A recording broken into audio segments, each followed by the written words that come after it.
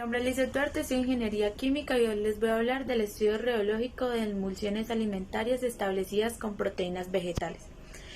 Más intensas conducen a la formación de agregados individuales, lo que es indispensable en el límite, con fuerzas de Van de Waals causadas faculación extrema. El sistema puede ser desestabilizarse en dos fases, teniendo lugar la separación entre agregados y el líquido circundante, lo que conduce a una menor viscosidad, a veces a un comportamiento newtoniano. La viscosidad de ambas fases puede ser los efectos que producen la viscosidad de las fases continua y dispersa en la viscosidad global de la emulsión no son totalmente independientes.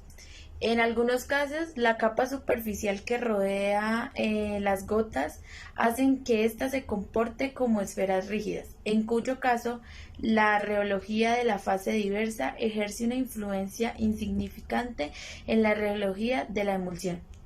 En otros casos, la contribución de la película interfacial en el comportamiento reológico global puede llegar a ser predominante. Pero en general, las propiedades reológicas que influyen de mayor forma en las propiedades de la emulsión son las relativas a la fase continua. De hecho, en muchos casos, la viscosidad de la emulsión es directamente proporcional a la viscosidad de la fase continua. Sin embargo, la inmovilización de flóculos de la fase dispersa o la absorción de una cantidad significativa de la emulsión en la interfase es suficiente para alterar la viscosidad efectiva de la fase continua. De esta forma, cualquier factor que influya en el comportamiento reológico de las fases y más especialmente sobre el grado de interacción entre ellas ejerce una influencia significativa sobre las propiedades reológicas de la emulsión. La reología resulta una herramienta imprescindible a la hora de caracterizar las emulsiones alimenticias. Permite la vinculación de atributos de calidad con el comportamiento del sistema a nivel microestructural, debido a que la reología es la ciencia que estudia la relación entre las fuerzas aplicadas y el flujo de formación de la materia. La mayoría de los tests reológicos envuelven la aplicación de una fuerza al material y medidas de flujo o cambios en la forma. Un conocimiento de las propiedades reológicas de la emulsión son importantes por un número de razones.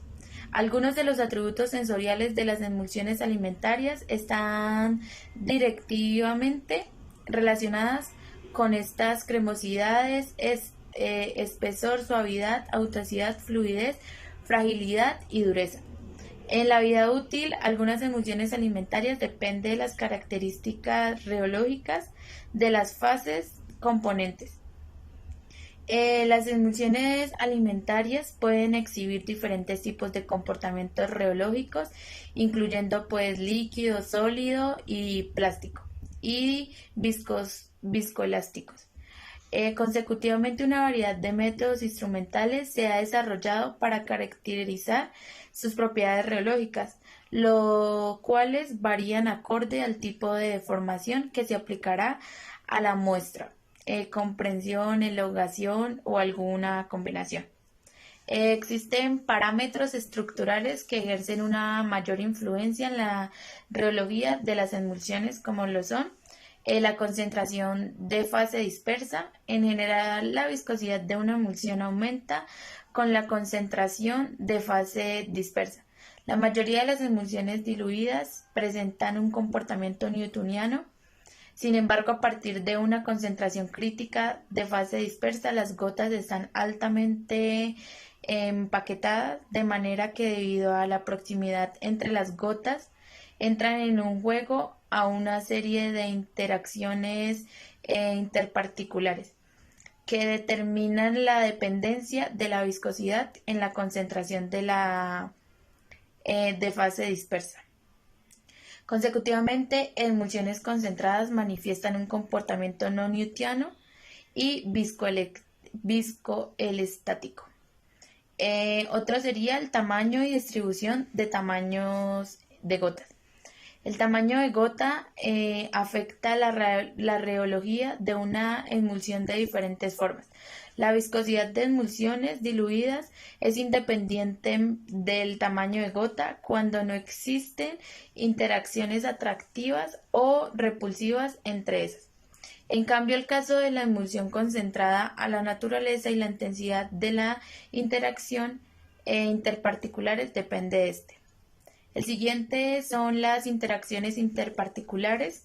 La naturaleza y la magnitud relativa de las interacciones entre las gotas de una emulsión, tanto atractivas, van a Wallace, hidrofóbicas, etc., como repulsivas, principalmente estéricas y electroestáticas. Determinan además de su estabilidad su comportamiento reológico. De esta forma, un pequeño incremento en las fuerzas de Van der Waals que implique una atracción débil entre las gotas es deseable si conduce a la formación de un entremado estructural que estabiliza la emulsión y aumenta su viscosidad y su viscoelasticidad.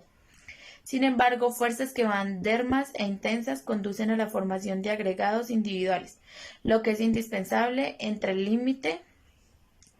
El sistema puede desestabilizar en dos fases, teniendo lugar la separación entre agregados y el líquido circundante, lo que conduce a una mayor viscosidad y a veces a un comportamiento newtoniano.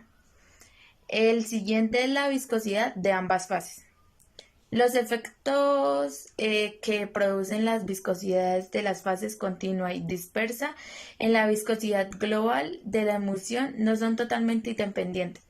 En algunos casos, la capa superficial que rodea las gotas hacen que ésta se comporte como esferas rígidas, en cuyo caso la reología de las fases dispersas ejerce influencia significante en la reología de la emulsión. Otro caso, la contribución de la película interfacial en el comportamiento reológico global puede llegar a ser predominante, pero en general las propiedades reológicas que influyen de mayor forma en las propiedades de la emulsión son las relativas a la fase continua. De hecho, en muchos casos, la viscosidad de la emulsión es directamente proporcional a la viscosidad de la fase continua. Sin embargo, la inmovilización de flóculos de la fase dispersa o la absorción de una cantidad significativa de emulsionantes en la interfase es suficiente para alterar la viscosidad efectiva de la fase continua. Gracias.